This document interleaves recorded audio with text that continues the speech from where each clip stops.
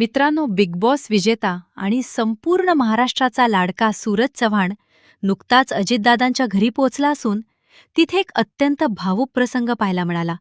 घरी पोचल्यानंतर सूरजने सर्वात प्रथम अजितदादांच्या फोटोसमोर नतमस्तक होऊन त्यांचे आशीर्वाद घेतले. आपल्या सर्वांनाच माहीत आहे की सूरज आणि दादांमध्ये किती जिव्हाळ्याचे संबंध होते आणि दादांना गरिबांबद्दल नेहमीच किती जाणीव असायची.